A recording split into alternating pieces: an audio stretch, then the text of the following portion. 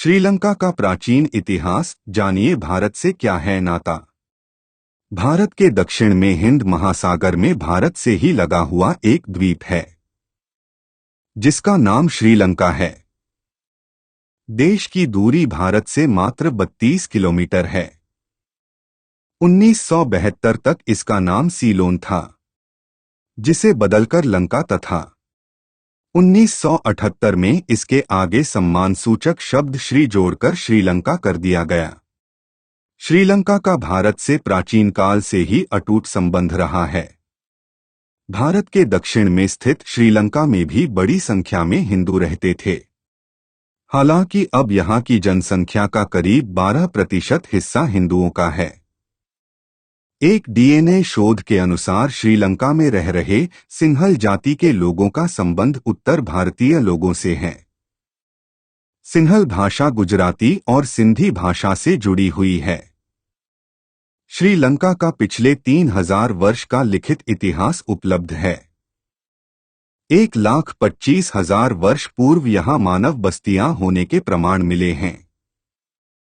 29 पूर्व में चतुर्थ बौद्ध संगीति के समय रचित बौद्ध ग्रंथ प्राप्त हुआ है। हिंदू पौराणिक इतिहास अनुसार श्रीलंका को शिव ने बसाया था। शिव की आज्ञा से विश्वकर्मा ने यहाँ सोने का एक महल पार्वती जी के लिए बनवाया था। ऋषि विश्रवा ने शिव के भोलेपन का लाभ उठाकर उनसे लंकापुरी दान में मांग ली। तब पार्वती ने श्राप दिया कि महादेव का ही अंश एक दिन उस महल को जलाकर कोयला कर देगा और उसके साथ ही तुम्हारे कुल का विनाश आरंभ हो जाएगा। विश्रवा से वह लंकापुरी अपने पुत्र कुबेर को मिली, लेकिन रावण ने कुबेर को निकालकर लंका को हड़प लिया। शाप के कारण शिव के अवतार हनुमान जी ने लंका जलाई और विश्रवा के पुत्र रावण कुंभकर्ण के कुल का विनाश हुआ। श्रीराम की शरण में होने से विभीषण बच गए। एक अन्य कथा के अनुसार शिव के राक्षस पुत्र सुकेश के 3 पुत्रों माली, सुमाली और माल्यवान ने त्रिकुट सुबेल सुमेरु पर्वत पर एक नगर बसाया और उसका नाम लंका रखा। बाद में माली को मारकर देवों और यक्षों ने कुबेर को लंकापति बना दिया था। रावण की माता कैकसी सुमाली की पुत्री थी। अपने नाना के उकसाने पर रावण ने अपनी सौतेली माता इनविल्ला के पुत्र कुबेर से युद्ध की ठानी थी और लंका को फिर से राक्षसों के अधीन कर लिया। इसी तारतम्य में रावण ने कुबेर का पुष्पक विमान भी छीन लिया था। कुबेर रावण का सौतेला भाई था। श्रीलंका में एक पर्वत है जिसे श्रीपद चोटी भी कहा जाता है। अंग्रेजों के शासनकाल के दौरान इसका नाम उन्होंने एडम पीक रख दिया था। हालांकि इस एडम पीक का पुराना नाम रतन द्वीप पहाड़ है। इस पहाड़ पर एक मंदिर बना है। हिंदू मान्यता के अनुसार यहाँ देवों के देव महादेव शंकर के पैरों के निशान हैं। इसीलिए इस स्थान को शिवानोलीपदम शिव का प्रकाश भी कहा जाता है। यह पदचिन्ह 5 फीट 7 इंच लंबे और 2 फीट 6 इंच चौड़े हैं। यहाँ 2200 मीटर की ऊंचाई पर स्थित इस श्रीपद के दर्शन के लिए लाखों भक्त और सैलानी आते हैं। ईसाइयों ने इसके महत्व को समझते हुए यह प्रचारित कर दिया कि ये संत थॉमस के पैरों के चिन्ह हैं। बौद्ध संप्रदाय के लोगों के अनुसार ये पद चिन्ह गौतम बुद्ध के हैं।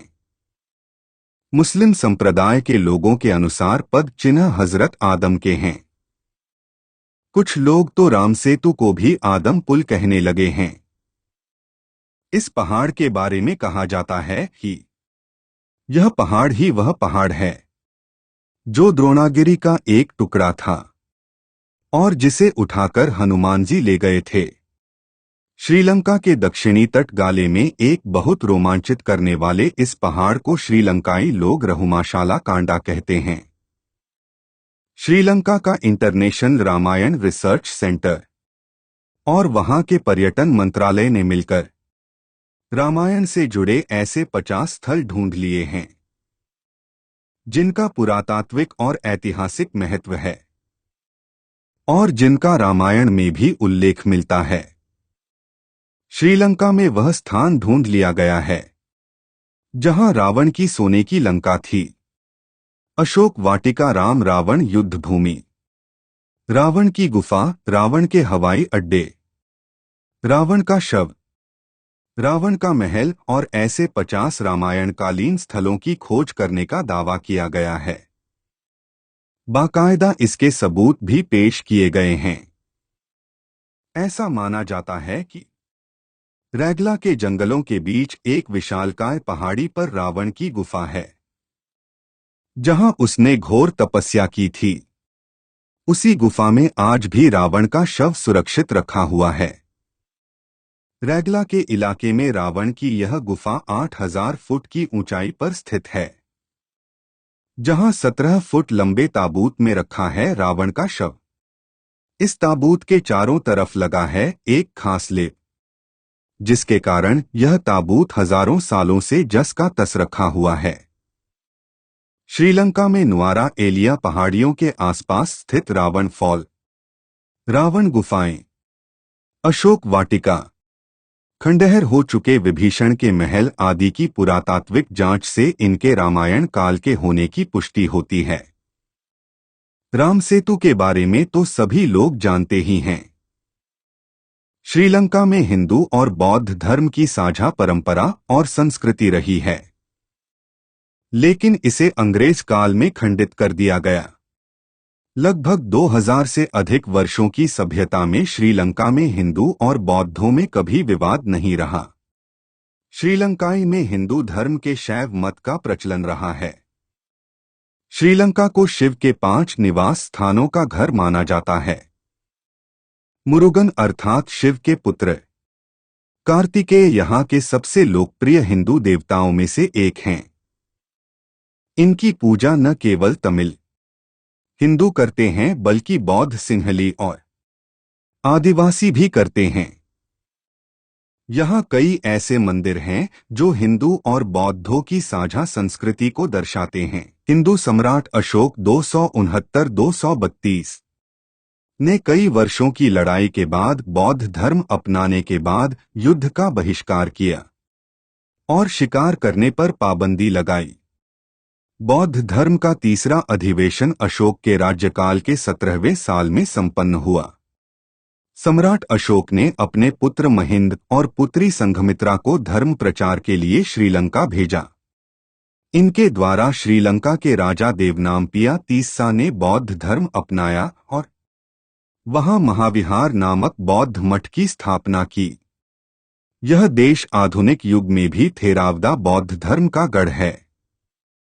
श्रीलंका में हिंदू और बौद्ध धर्म की जड़ें एक ही होने के कारण यहाँ हिंदू और बौद्ध मिलजुल कर ही रहते थे, लेकिन अंग्रेज काल में इन दोनों में फूट डालकर यहाँ का सामाजिक तानाबाना बिगाड़ दिया गया। वाल्मीकि रामायण में लंका को समुद्र के पार द्वीप के मध्य में स्थित बताया गया है, अर्थात आज की श्रीलंका के मध्य में रावण की लंका स्थित थी। श्रीलंका के संस्कृत एवं पाली साहित्य का प्राचीन काल से ही भारत से घनिष्ठ संबंध था। भारतीय महाकाव्यों की परंपरा पर आधारित जानकी हरण के रचनाकार कुमार दास के संबंध में कहा जाता है कि वे महाकवि कालिदास के अनन्य मित्र थे। कुमार दास 512 में 21 लंका के राजा थे। इसे पहले 700 ईसा पूर्व श्रीलंका में मलेराज की कथा सिंहली भाषा में जन जन में प्रचलित रही, जो राम के जीवन से जुड़ी है। श्रीलंका पर पहले पुर्तगालियों फिर डच लोगों ने अधिकार कर शासन किया। 1800 ईस्वी के प्रारंभ में अंग्रेजों ने इस पर आधिपत्य जमाना शुरू किया और 1818 में इसे अपने पूर्ण अधिकार में ले लिया। अंग्रेज काल में यहाँ जहाँ मिशनरियों को फलने फूलने का मौका मिला वहीं भारत, बांग्लादेश, म्यांमार, मालदीव आदि जगहों से यहाँ पर तमिल क्षेत्र में मुसलमानों की बसाहट शुरू हो गई और धीरे धीरे मस्जिदें मदरसों की संख्या बढ़ती गई। आज तमिल क्षेत्र में हालात खराब हो चुके हैं। अंग्रेज काल में अंग्रेजों ने फूट डालो राज करो की नीति के तहत तमिल और सिंहलियों के बीच सांप्रदायिक एकता को बिगाड़ा गया। द्वितीय विश्वयुद्ध के बाद 4 फरवरी 1948 को श्रीलंका को पूर्ण स्वतंत्रता मिली। जब श्रीलंका आजाद हुआ तो सत्ता सिंहलियों के हाथ में देकर चले गए और तमिलों को हाशिए पर धकेल गए।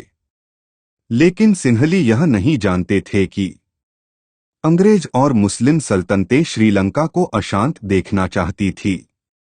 योजनाबद्ध तरीके से सिंहलियों के मन में तमिल हिंदुओं के प्रति नफरत क्यों भरी गई। बहुत काल तक खुद को अगल थलग किए जाने के कारण तमिलों में असंतोष फैलने लगा। मई 1976 में प्रभारण ने लिबरेशन टाइगर्स तमिल इलम लिगटे का गठन किया गया और तमिलों के लिए अलग राष्ट्र की मांग की जाने लगी। हजारों निर्दोष सिंहलियों, उच्च पदों पर आसीन श्रीलंकाई नेताओं और भारतीय प्रधानमंत्री राजीव गांधी की हत्या का दोषी है लिगटे। ऐसा आरोप लगाया जाता रहा है कि श्रीलंकाई शासन और तमिल अलगाववादियों के बीच चली लंबी लड़ाई का फायदा मुस्लिम कट्टरपंथियों और ईसाइयों ने उठाया और उन्होंने इस बीच अपने पैर जमाना शुरू कर दिए।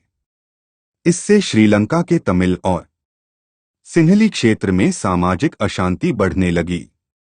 बांग्लादेश और पाकिस्तान की ओर से जहां वहां के मुसलमानों को अप्रत्यक्ष समर्थन मिला, वहीं श्रीलंका के गरीब क्षेत्र में ईसाई मिशनरियों ने अपना अभियान जारी रखा। सन 2009 में भारत में मनमोहन सिंह की सरकार के सहयोग से तमिल विद्रोहियों को पूरी तरह से नेस्तनाबूद कर दिया गया। 19 मई 2009 को प्रभाकरण को भी मार गिराया। इस अभियान में हजारों निर्दोष तमिलों की हत्या कर दी गई। श्रीलंकाई सेना द्वारा बर्बर तरीके से तमिलों की हत्या किए जाने के दौरान हजारों तमिल हिंदुओं ने भागकर भारत के तमिलनाडु में शरण ली, जो आज भी शरणार्थी शिविरों में रह रहे हैं।